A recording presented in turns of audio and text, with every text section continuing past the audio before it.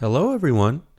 Welcome to episode 246 of the J Situation Podcast. I'm recording this on February 4th, 2025. How are all you wonderful folks doing today? Yeah, I hope you're doing well. Weather is starting to warm up in a lot of places, so you'll be on the range in no time, hopefully. Some cool research for you today. By popular demand, the Dead Air Mojave 9. Yeah, that was tested and analyzed by our lab. That's right, the first 3D printed silencer from Dead Air. And it's a pistol silencer, just so happens to be. Yeah, so we tested the long and short configurations of that silencer on the standard HK P30L. And boy, oh boy, did we discover some interesting things. Really cool. So today on this episode, I'll do the introductory talk on that research and the engineering analysis, and then we'll do a deep dive next episode. Okay, sound good? Cool. Also on today's episode, listener questions are back. Yeah, we're going to dive back into the 7th solicitation and see how many questions we can answer for you today. Hopefully more than a couple. Okay, so sit back and relax, and we're going to talk about silencers. Okay, so if you've been here before, welcome back.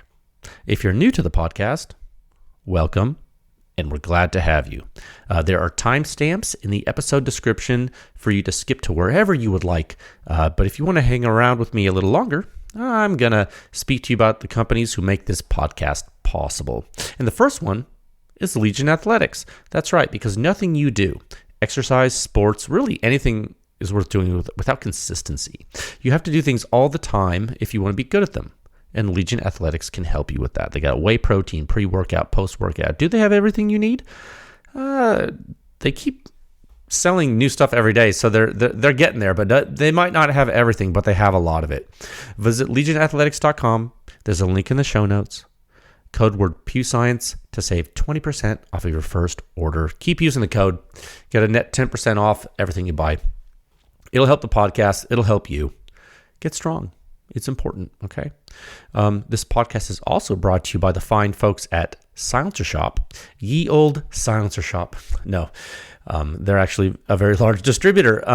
They've done a lot, not only for consumers, in the industry, but a lot of dealers, large and small nationwide. If you're a new dealer looking to get started in the space and maybe you can't hold a lot of inventory or want to maintain low overhead, Silencer Shop might be able to help you out. You can use their kiosk, do your fingerprints and photos electronically, and in turn, you will cut down on errors. You will simplify the silencer purchasing process, get a money-back guarantee. It's pretty good. No transfer fees, no paperwork errors, just you and your silencer with no drama. Truly, a silencer ownership simplified. And you know another group that helps us out? Top Gun Range Houston.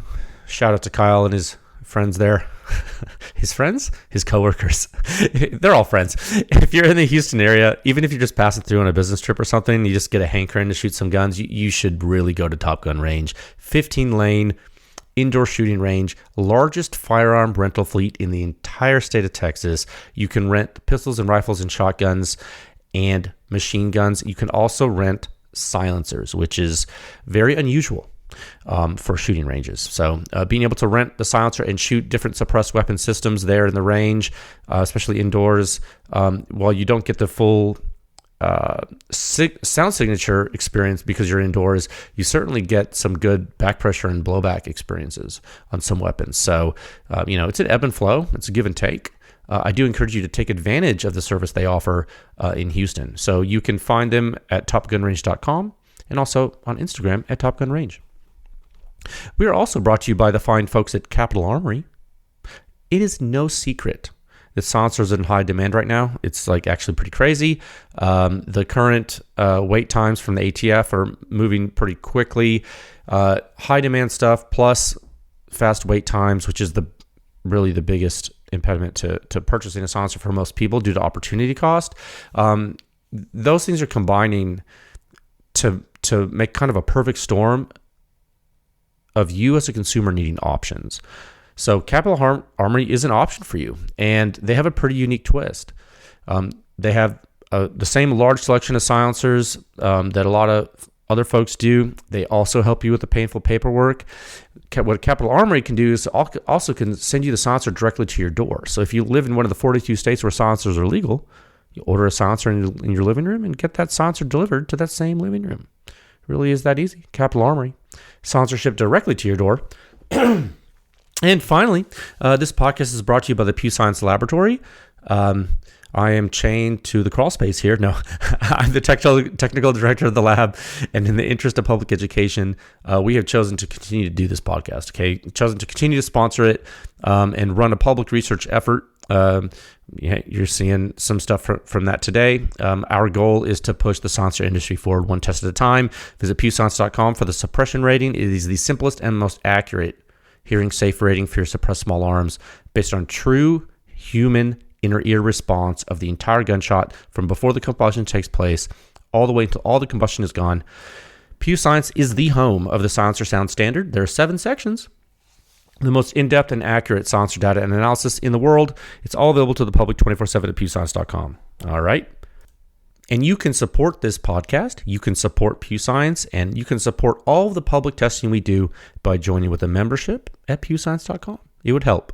And you know what? If that's too rich for your blood and you don't like recurring stuff, you can just donate every once in a while too. That's cool.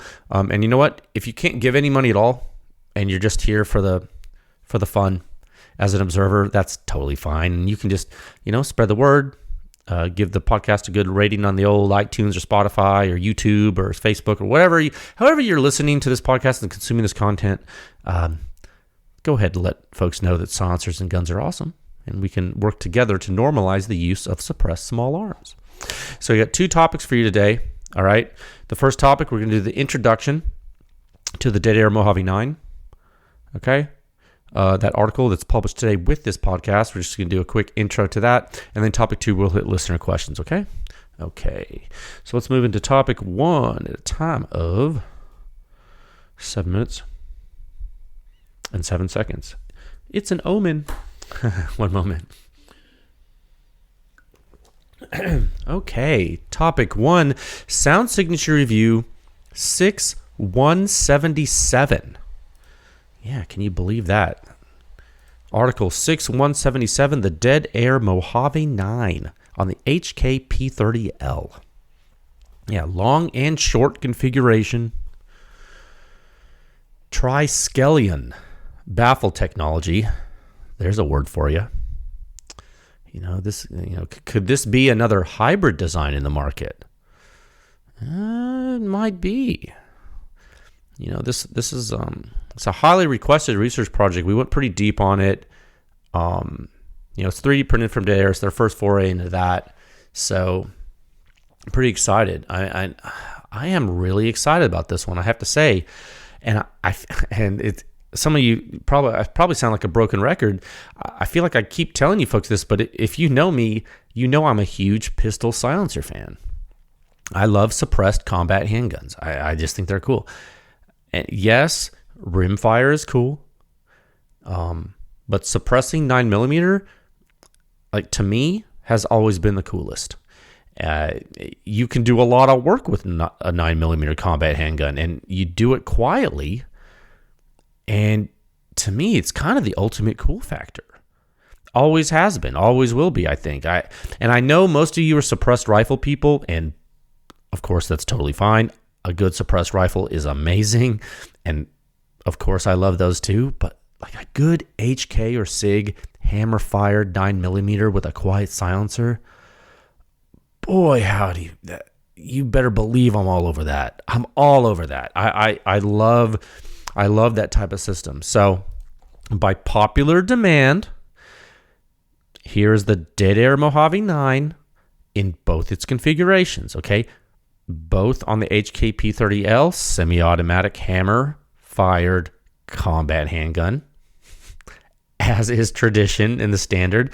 And we did go kind of deep on this one, guys. I was saying that we made a command decision, and we decided to see if you folks would have trouble if things happened with parts resources. Okay, I know that sounds kind of weird, but let me explain really quickly before we get into the intro for the actual silencer, because I really want to explain some of this.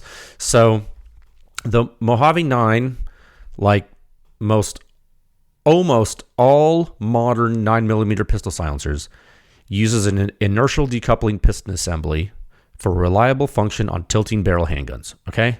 Now, if you're listening to this podcast, you should be familiar with that. But if you're not, go listen to all the listener questions episodes. You'll probably be good to go. And you know what? Just as a refresher, we'll also go into detail during the technical discussion on the next episode about this. But you should by now understand the basic physics of how piston systems work in pistol silencers.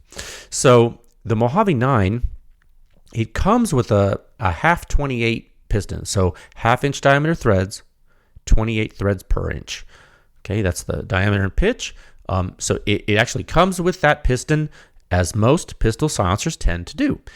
Nowadays, like in 2025, I do believe that most pistol barrels that are threaded half 28. I don't have any data to back that up, but I have a hankering. I have a hunch that that's true. So I think it's probably likely that it is reasonable that Dead Air would include such a piston, right? That's reasonable. Because, after all, they want you to be able to use your silencer out of the box. It would make sense for them to include the half 28 piston. So for here, for us here at the lab, obviously we're testing on the HK P30L, like you've seen, right? And like any good silencer enthusiast, like all of you, we use a factory threaded barrel in our test host pistol because it's available. If that's one of the commandments of silencer use. Thou shall use a factory threaded barrel in a pistol host if available from the manufacturer over using a third party threaded barrel. Okay, so let it be written, so let it be done. Like that's law, right? Like we all know that. We don't have to debate that. That's true. So we do that. We've told you we do that. So as most of you know, HK barrels are threaded in God's chosen pattern, 13.5 by 1 millimeter left hand with an O-ring, right? That's right. So we had a thought. I was like, man, a bunch of people are going to buy this silencer, I bet, or have bought this silencer. And so, Pew Science, we're doing this internal research program. We get to pick what we're doing. We're in charge of this. We're spending a very large sum of our own internal funding to get it done. Okay, this is a lot of money to get this done. So we're going to make it worth our while. And how could we do that with this silencer? I was like, well, not only are we going to test this silencer with the Dead Air piston, but we're going to see what would happen if you folks at home bought this silencer and maybe you wanted to put it on a metric gun like a SIG or an HK, and, well, you didn't have the Dead Air metric piston, but you had another metric piston lying around, and maybe you tried that one. Right. Yeah, and why would that happen? Well, remember, folks, what has the silencer industry been doing for the past decade or so? Or longer? Like, everyone copies everyone, right? I mean, some call it standardization. I like that word. We're going to standardize. No, that's a word you can use if you want. Another phrase for it is stalling innovation and recycling technology with lack of advancement, right? That's like another way to say that. You can call it whatever you want. You'll be right either way. Whatever way you pick, you want to call it standardization on amount, or you want to call it stalling innovation and not advancing.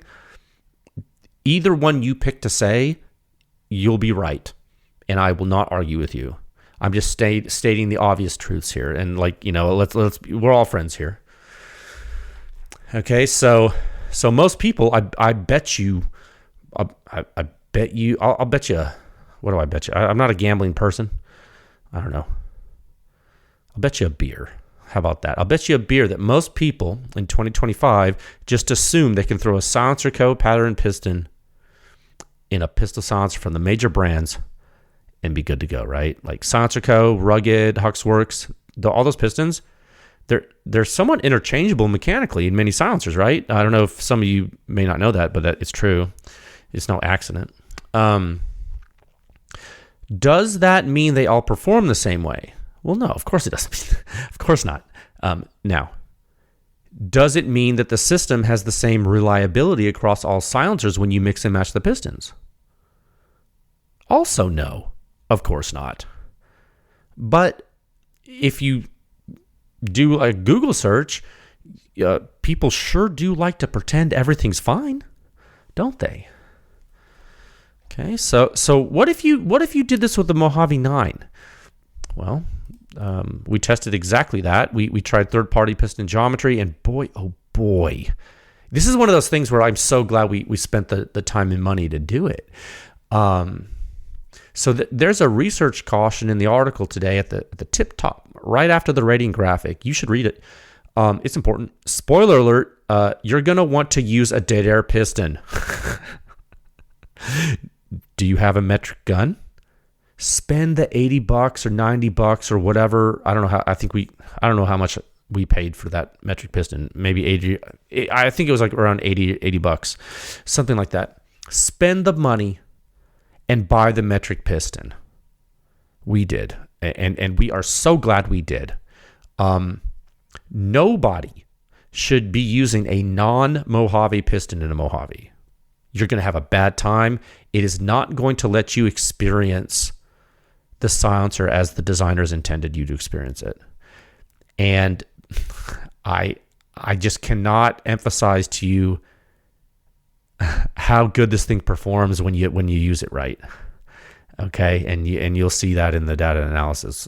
So we're publishing today is like, you know, the article, and so later we're going to publish some cool technical data about, you know, the varying pistons, just to show, like, for you Pew Science members out there, we'll show you some cool nitty gritty deep stuff. But just for now, today with this podcast, you're getting the long and short test with a proper piston. Okay, so that's and another reason why you're only getting that today is because that's what we had time for and budget for to get done this week.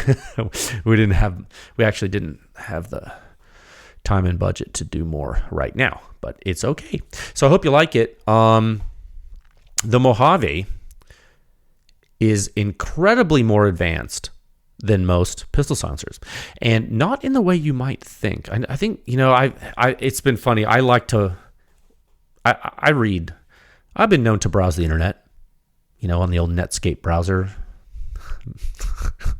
I've been known to, you know, fire up the old 9600 baud modem and fire up Netscape to read some, you know, Usenet groups. I'm kidding. But I've seen some chatter on the old silencer internet about different silencer designs and who thinks what silencer design is worth the money or advanced, or, yeah, you know, there's drama all the time, right? So when I say the Mojave is incredibly more advanced than most pistol silencers, I don't think it's in the way you're thinking. It's because it's not that it's somehow exceptionally complicated in the way it's designed, because it's definitely not. It's not exceptionally complicated. In fact, in the article, we explain exactly how you would make one. It's actually one of the most simple designs you could create. It's just that 3D printing makes it easier to make, which I think is really, really cool. So you're going to get a lot of stuff in this article, in my opinion, at a high level. At a high level, you get an example of how new manufacturing methods are pushing performance potentials forward, which is definitely something we've spoken about before. You get performance you normally wouldn't get except for certain other competitors that are rare, like, for example, the Cat SC, which is definitely going to be a model people are comparing to this one. You can't not compare it, right? You also get another example of how not only how mount matters, but how operator risk can actually be reduced further than folks thought was the status quo. And how are they doing that? Well, by obeying some basic silencer rules of thumb that you've seen play out in the silencer sound standard. So you'll see this in the article, but we are classifying the Mojave and specifically the Triskelion baffle geometry in this particular silencer as a hybrid design in the Pew Science Research Taxonomy. Okay, so it's the first 3D printed silencer from Dead Air. It's the first true hybrid design from them as well. I do believe that's true because, like, one could make the argument that the Nomad series is a hybrid design, like based on the similarity to the CGS Hyperion, for example, in some ways. But I would be very careful of that assumption and the classification because I do not think it fits in the category, particularly due to the very low early time flow rate. It has those silencers have relatively high back pressure, and so I would caution you. There are some features that you would be tempted to classify it in a certain way in the taxonomy, but I would urge you to be careful. So that's why I think this is sort of an interesting pivot for Dead Air in technology, and that they definitely have learned some things. And again, when you read the article, you'll kind of see what they learned, because it's very, very apparent in not only the design of the silencer, but the data and engineering analysis that we produced. Okay, it's objectively different than their other products. Okay, so there are very good technical tidbits in this article, and I think it will start to help more people with pistol silencers. I really do. We keep showing you pistol silencers on this combat handgun in the long and short configurations. And we keep showing you how muzzle and operator risk change when you shorten the silencer. And people keep talking about how they think short versions of pistol silencers are louder. Well, yes, they are louder. But in the free field, can they be just as safe for the operator? Yes. Have we demonstrated that with multiple brands? Yes. Does it depend on your brand loyalty? No. And why is that? Say it with me now. Physics doesn't care about your brand. That's right. It's a level playing field, guys, okay? All the silencers are governed by the same laws of the universe. The fun part of all of this is seeing which ones push the limits. Okay, it's really cool. I think this is for our own good. Like the good of the public, their safety, their understanding, and pushing the industry forward. I do think articles like this are good, or research programs like this are good. So I really do think the silencer performance is showcased in the best way that has ever been shown for this silencer. Does that make sense? I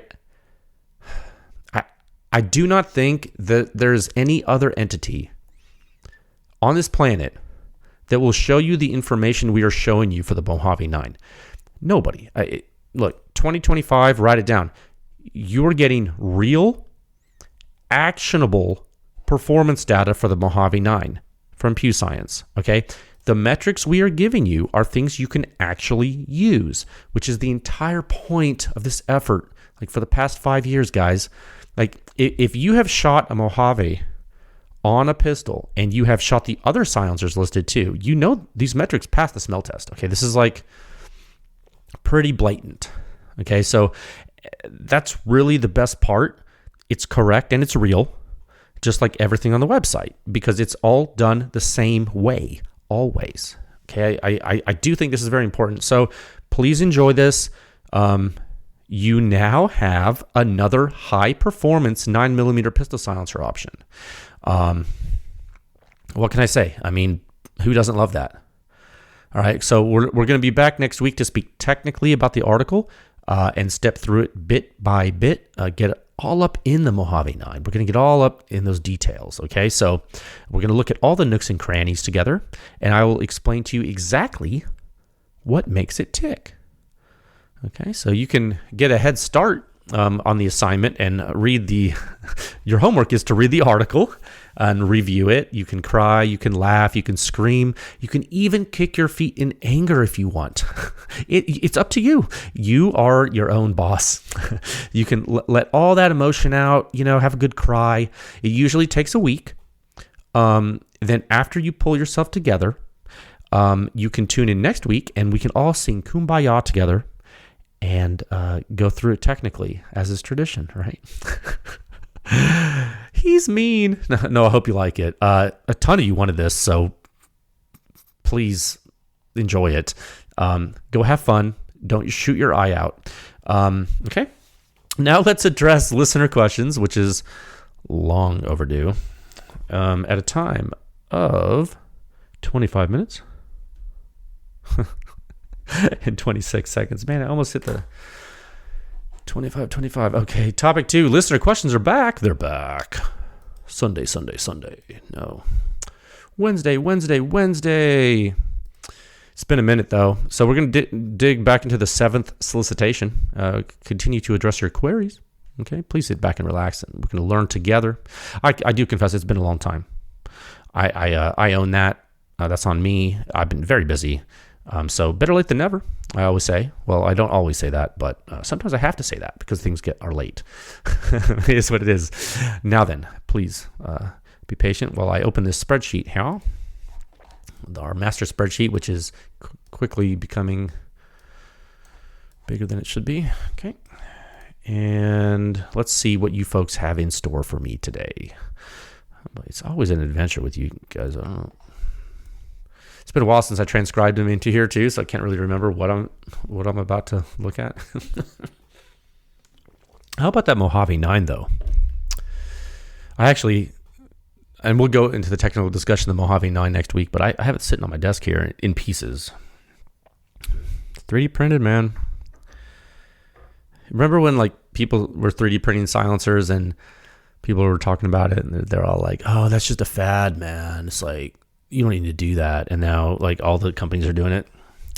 Weird.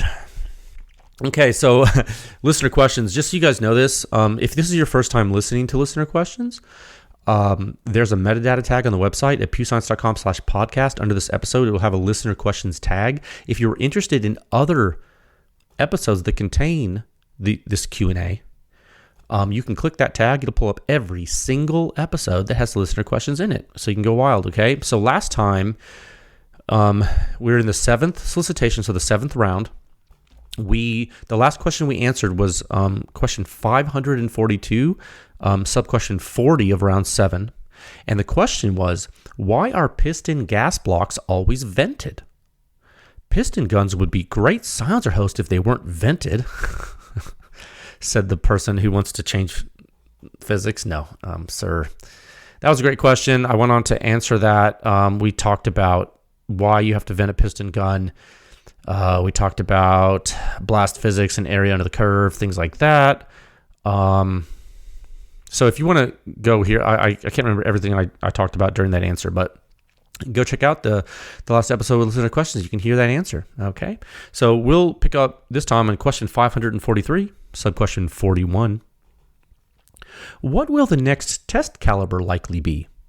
45 ACP, 6.5 Creedmoor, 300 Win Mag, 338 Lapua Mag, or Norma Mag? Sir, thank you for the question. It's actually a really good question. And as I always tell you folks, we can't give ETAs, we can't disclose lab operations. And those policies are in place to protect both our clients and our laboratory and yada, yada, yada. You know, we get a lot of attacks on us. You know, we prefer just to keep our business private. It's safer for us. Now so the lawyers have me say this. Now let me talk. I will say, I think I can actually answer this kind of and tell you it's probably a tie between 45 ACP and 76239. Something you didn't list. Yeah, 762 by 39, the old AK-47. There is a distinct possibility that some research on both of those platforms happen, and I simply don't know the timing. Right? I mean, they're both going to happen, but I don't know the timing of them right now. So I couldn't even tell you if I wanted to. Okay, so we'll see. But I can tell you that both of those platforms, 45 ACP and 762 by 39, have been requested more than the other things that you've listed, sir. So now, that being said, do I think Magnum rifle is important? I absolutely think Magnum rifle is important. We have done Magnum rifle testing for internal programs and some military programs. I do think it's cool. Now, do I think it will happen publicly before 45 and 7.6239? No, I don't think so. I hope this helps, sir. This answer might not be what you wanted to hear, but it is what it is right now. That's all I can give you. Thank you for the question. Next question. Question 544, sub-question 42. Knowing that there isn't a ton of suppressor options for it, will there be an MP5 SD test host to compare MP5 SD options to normal MP5 suppressed results? I swear I didn't plan this. I really didn't. I'm telling you, I am reading these directly from the story, like the Instagram story question solicitation. I transcribed them word for word. I did not plan this. The funny part is I literally addressed this question on a quick informal Instagram Q&A like probably a couple weeks back. Sometimes I like to do those quick ones just separate from the formal ones because it's fun and I have time to do it, whatever. Might be having a beer. So what I said when I answered that, if I can remember correctly, is that the answer is, okay, first of all, the answer is yes. Our current plan is to have one of the lab SP5 guns converted to an SD as close as we can get to factory SD configuration, like dynamics wise, right? So like porting, all that good stuff. I want the physics to be like on target. It's very important, obviously. Like locking piece has to be correct, like obviously. So then here's the next part of the plan is actually way harder than that part. Like that first part's kind of hard. And then like, here's the next part that's like, I think harder, believe it or not. There are 3 silencers we have in mind to test.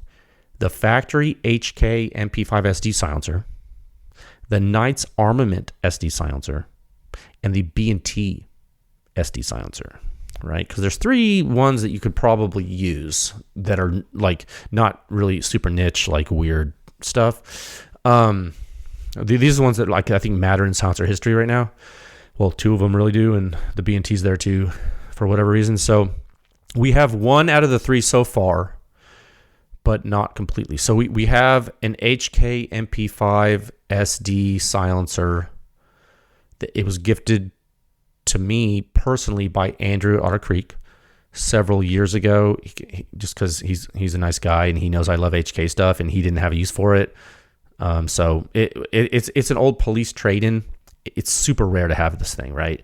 It's super old, and I need to refurbish it before testing because I have a sneaking suspicion it's like pretty clogged, right? Because it's been like super high round count. I have been told that Dakota Tactical is a specific vendor that can help with that and is one of the few shops that can specifically help with those factory HK MP5 SD silencers. So I might try that. I don't know. Or I might talk to James at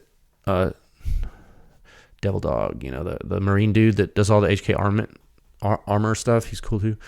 But anyway, so yeah, I got to figure that out. And so then the next thing is the Knights Armament can. Well, I think getting the Knights can on loan, like from Knights, I bet I can make happen. I'm saying that. I don't want to write a check my butt can't cash right now, but I have faith that the Knights Armament guys have been so nice to us here at Pew Science. So I'm thinking we could maybe do that. And then just like on loan, right? And then now getting the B&T silencer on loan, I have no idea, dude. But they exist. And if they exist, that means there's a chance. That's right. So that's the plan for the basic apparatus. So, okay, so that's the first part of your, to answer your question, sir, because I don't know if you knew you were about to get into this. Like, I don't know if you knew you were about to go into deep water when you asked me this, but I got more to tell you. So the first part is getting all that all together, right? Okay. Which was like 2 really hard parts. Now here's the third part. Test matrix. So I'm thinking 115 grain supersonic, 9mm, 124 grain NATO supersonic. And then if we can get them to function in the gun, 147 grain subsonic. And I know it's crazy, right? Because if you know what an MP5 SD does, it takes supers and it bleeds off velocity to make them subs. How does it do that? The barrel's ported, so it's literally as the expanding combustion gases are pushing the bullet through the bore, the gases bleed out of holes in the barrel, so you actually lose energy. You lose momentum. You lose gas momentum. You're losing impulse. You're venting impulse into the silencer, and then you're also so you're venting muzzle blast into the silencer. That's one. You're also slowing the projectile down. That's another. Okay. So, and that's because MP5 SD was made in a time when subsonic 9mm wasn't common, right? So if the 147 grain functions in the gun, you bet your butt we're gonna show you the data. So we try the Spear Lawman 147 grain that we've been shooting in the SP5 to begin with, and if it won't function, okay, because like this test matrix as I'm talking about is 3 silencers, 3 ammo types. That's a test program with 9 primary test cases. Okay, so that's a lot. That's extremely expensive. If the 147 grain doesn't function, okay, now we've just reduced it. We've just reduced it to 6 tests. A 6 primary test case. Okay, so again, this is extremely expensive, extremely difficult to put together and do correctly. But I do think it's extremely important for the state of practice. So, I mean, and look, we've proven we can do this. So you saw us do a 16 test Knights Armament program. So we've proven we can do this right. You just gotta, stay tuned. No ETA, because I have no idea when this would happen, but it will. Mark my words. Okay, thank you for the question. I know that's pretty crazy, but yeah. We will certainly make that happen. Question 545, sub-question 43. Are we ever going to have a 6.5 millimeter hydrogen L test to compare with the Hyperion? That's a good question, man. Thanks for asking. We don't have that dang host rifle. That's a problem. That was like a loaned rifle, so we have to get one just like it for the data to be comparable, and then we could do it, but. Also, like 6.5 Creedmoor testing is really not as useful as some other things that I think we're doing and have done. Like the amount of 308 data we have and the amount of other stuff we have on the docket, like I just don't feel like 6.5 Creedmoor is different enough to be a priority. I understand that you want it, and I'm not saying you shouldn't. I'm just saying I think my answer is like probably eventually, but I wouldn't hold your breath right now. Is that fair?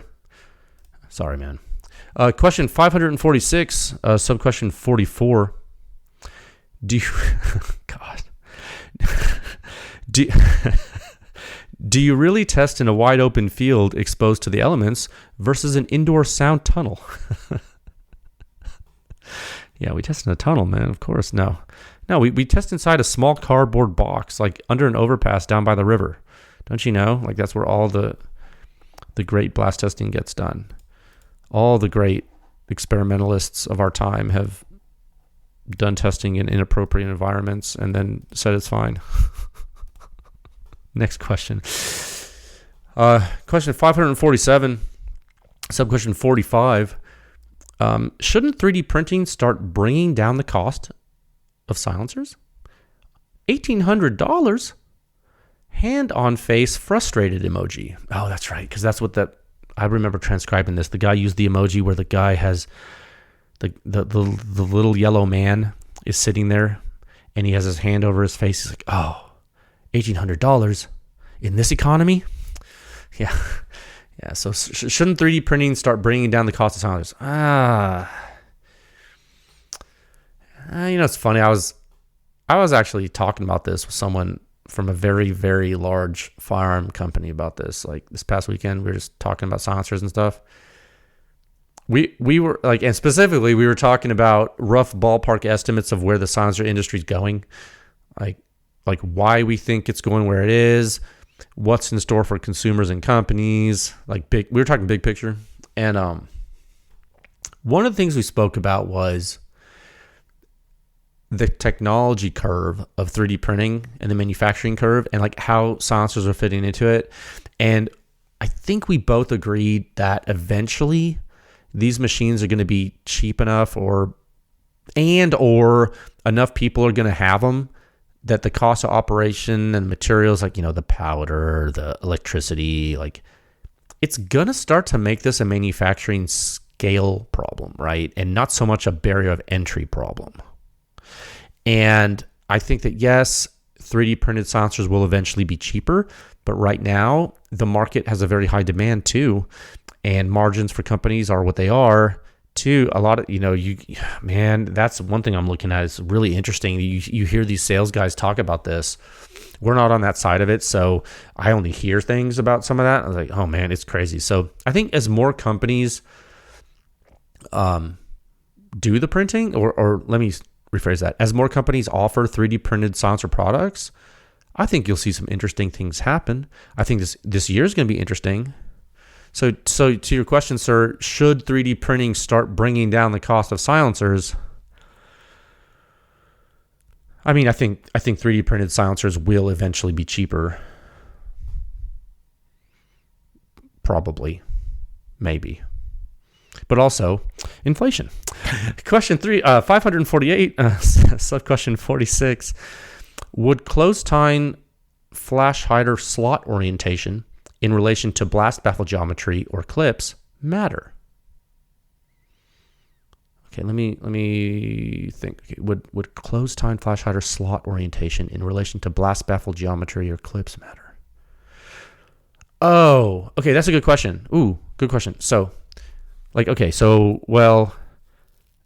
for everyone listening, like, he's asking how the orientation for wave expansion matters. So really, it's like, if you want to think about it, it's like, will matter for what? Like for erosion? Like for erosion, things could, the muzzle device can matter, because if you have some kind of weird open geometry, you could jet cut your first reflector, like a 3-prong. But this guy's talking about closed tine and clocking of the ports relative to notches in the baffles.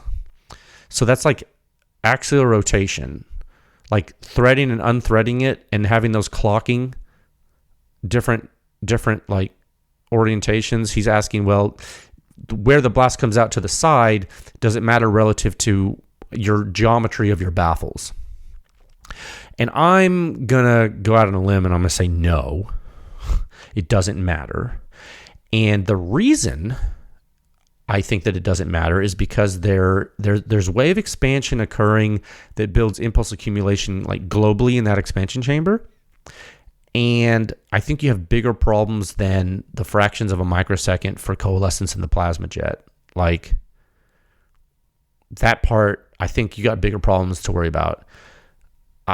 So I don't think it matters in a way that will actually be noticeable to you when you use the weapon. Now, is there a measurable difference of phenomena inside the silencer? I mean, you can measure anything with enough time and money.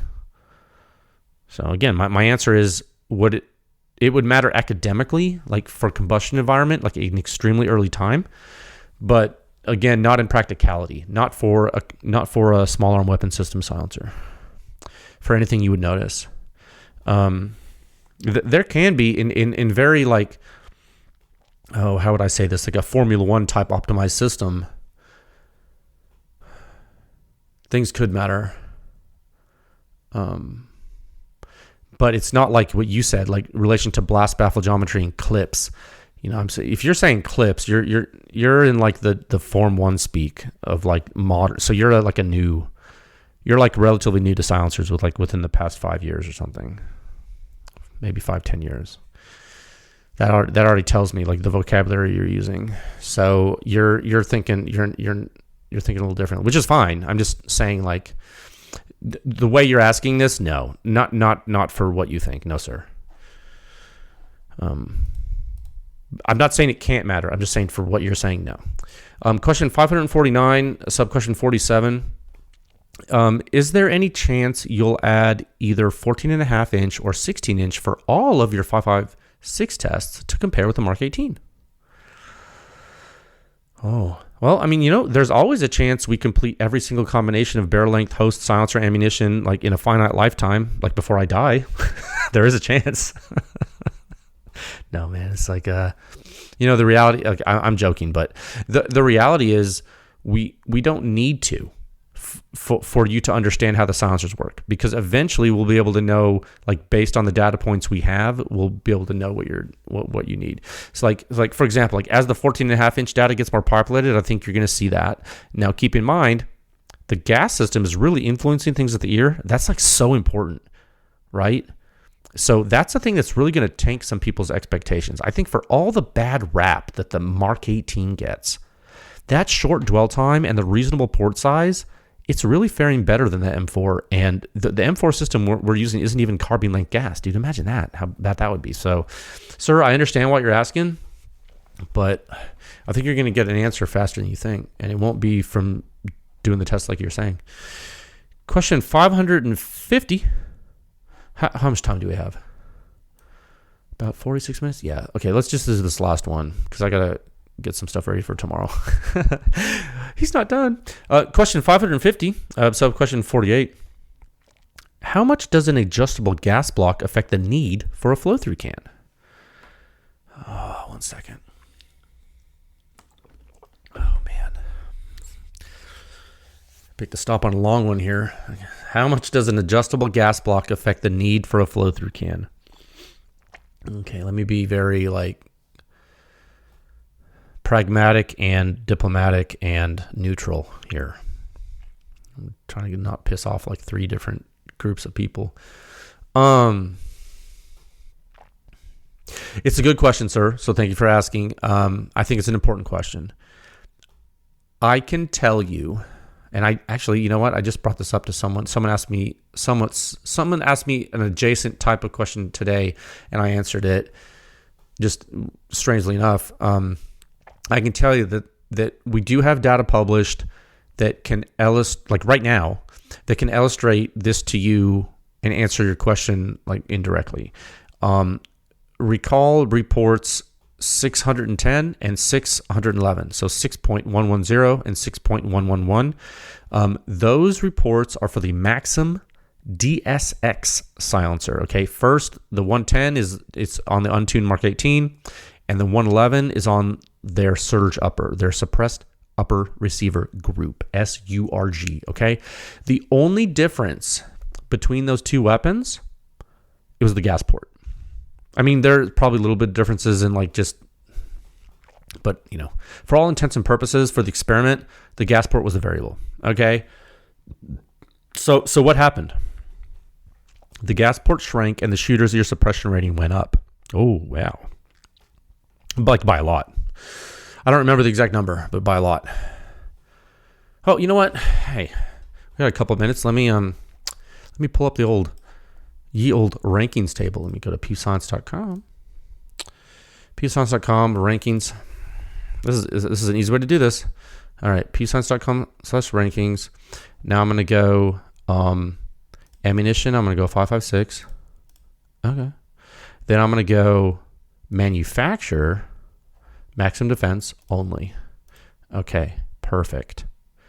So now I have 2 records showing in the table, 6111 and 6110. I can see that their muzzle suppression ratings were extremely similar. The shooter's ear suppression rating on the Mark 18 with a DSX was 22. So high back pressure silencer, very quiet at the muzzle. Not so good for the shooter due to ejection port blast. On their 10.3-inch surge thing we tested, same silencer, just this gun has a smaller gas port. In fact, I'm going to click on it and tell you what it was. .053 was the 0.053 was the effective orifice for that, where the Mark 18 is .070, so they shrank it. Okay, when they did that, the suppression rating jumped up from 22 to 32.5, so it jumped a category. Okay, so that's real data and analysis, and that was back in, when did we publish that? 2023, dude. May of 2023. So that's like going on 2 years ago. Okay, and so that's a big deal. You got more operator protection by shrinking your gas port size, and that is a direct. I mean, that is a and that is a high back pressure silencer. Okay, so that's a pretty good peg point. Now, to your question,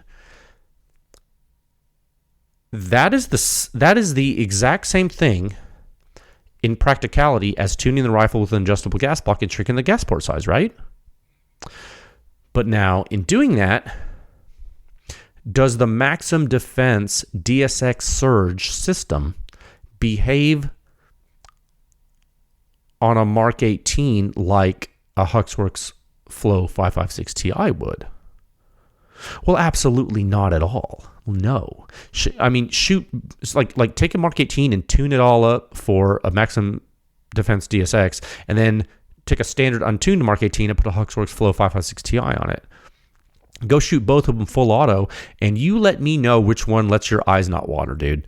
Like the Huxworks silencer, it's not going to have gas stack. Well, at least it's going to have much less gas stack than the Maxim Defense silencer. And why? Why would that be?